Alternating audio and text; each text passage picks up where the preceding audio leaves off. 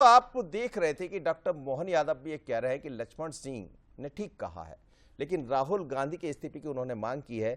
बात यही नहीं रुकती, कांग्रेस विधायक जयवर्धन का बयान भी सामने है। बीजेपी के आरोप पर उन्होंने पलटवार किया।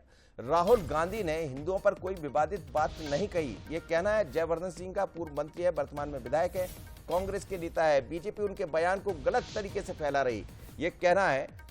और इसी बात को लेकर विवाद गरमाया हुआ। एक तरफ भारतीय जनता पार्टी जो हिंदू के मुद्दे को लेकर राहुल गांधी पर हमलावर है, दूसरी तरफ राहुल गांधी के समर्थन में उनके नेता नजर आ रहे हैं। क्या कहा जयवर्धन सिंह ने, सुन लीजिए।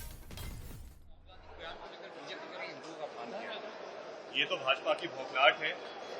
आपने स्वयं राहुल जी का बयान सुना है। उन्होंने बस इतना कहा है कि हिंदू धर्म ने कभी भी हिंसा को स्वीकारा नहीं है। हिंदू धर्म ने कभी भी, जो लोग सोचते हैं कि वो देश को बांटकर राजनीति कर सकते हैं, ये सोच कभी भी हमारे हिंदू धर्म की नहीं रही है। हमेशा हिंदू धर्म वो रहा है जिसने प्रेम और सद्भाव की बात की है, भाईचारे की बात की है, अहिंसा की बात की है। और यही सोच राहुल जी की है, यही सोच कांग्रेस पार्टी की है। हमारा सनातन धर्म वो धर्म है जिसमें भागवत गीता में उल्लेख है कि आत्मा ही परमात्मा है, आत्मा ही सनातन है। हमेशा हमारी आत्मा वो हो जो हमेशा देश के प्रति, युवाओं के प्रति और हमारे पूरे हर राज्य के प्रति, हर एक मतदाता के प्रति हमेशा एक अच्छी भावना रखे, जिसमें सबका विकास हो। ये सोच कांग्रेस पार्टी की है। भी ट्वीट किया उन्होंने कि इस बात में उसमें आप उनसे बात करेंगे। बिल्कुल खासतौर से स्पष्ट तौर पर राहुल गांधी के बयान को लेकर यही कहना है कि वो बयान को बीजेपी गलत तरीके से पेश कर रही है, जबकि वो खुद हिंदुओं का सम्मान करते हैं, हिंदुओं के अपमान जैसी कोई बात नहीं कही। लक्ष्मण सिंह के साथ सुरसर और बंसल की बात।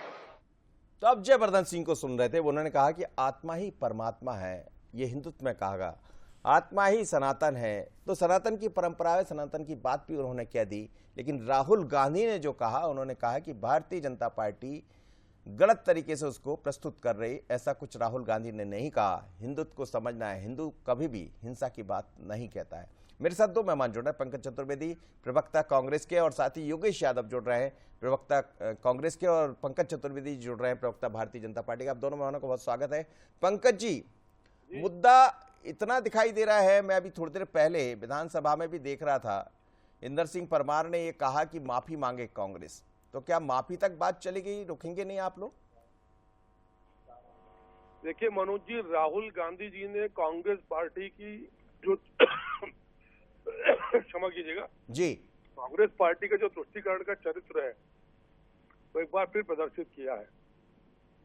बड़े सदन में राहुल गांधी जी ने पूरे हिंदुओं को हिंसक कहा, हिंदुओं को नफरत फैलाने वाले कहा, हिंदुओं को असत्य बोलने वाला कहा, और जिसका प्रतिकार माननीय प्रधानमंत्री जी ने भी किया।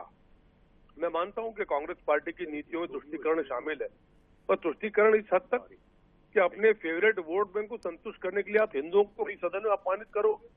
वो सनातनी परंपरा को, जो आदिकाल से भारत भूमि पर है, लाखों वर्ष पुरानी हमारी परंपरा है, प्रभु राम के समय से, उसके पहले सतयुग, त्रेता युग, द्वापर युग, अब कलयुग, युगों युगों से जो परंपरा चली आ रही है, जिस परंपरा में सहिष्णुता का सबसे बड़ा भाव है, जिस परंपरा के तहत दुनिया के सारे धर्मों का आदर और भाव किया जाता है, जो वसुधैव कुटुंबकम की बात करता है, उस धर्म को राहुल गांधी जी आपने निर्लजता के साथ हिंसक का शर्म नहीं आई आप सिर्फ इसलिए, और पूरी कांग्रेस पार्टी बचाव करने में लगी अपने नेता के गलत बयान का। मैं साधुवाद देता हूं लक्ष्मण सिंह जी को, जिन्होंने दम दिखाया और सच को सच कहा, और कहा कि राहुल गांधी का बयान गलत है।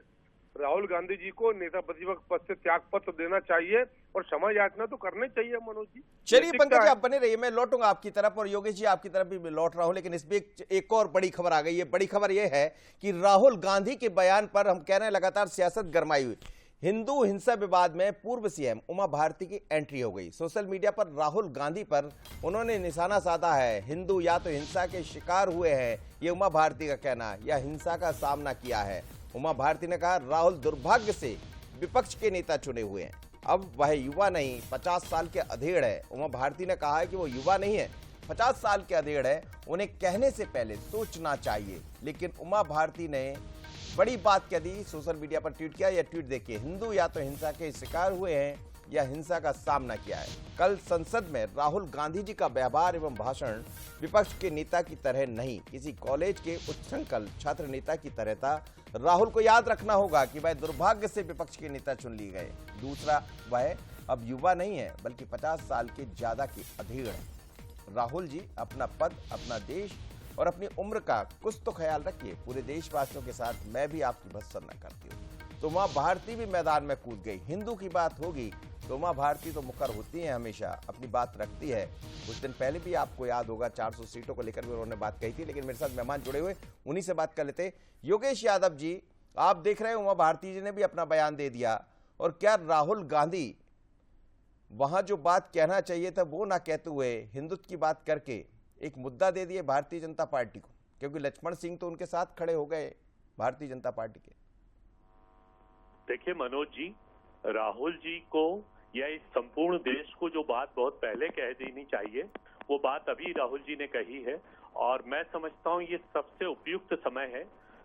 जिस हिंदू सहिष्णुता, जो सनातन धर्म की परंपरा पर हम गर्व करते हैं, जिसकी सहिष्णुता पर हमें गर्व है, जिसकी उदारवादिता भगवान राम ने आत्मसात करके रखी, वो सनातन परंपरा हिंदू धर्म को पथ भ्रष्ट करके भारतीय जनता पार्टी ने अपनी पोस्टर की सामग्री बना दिया।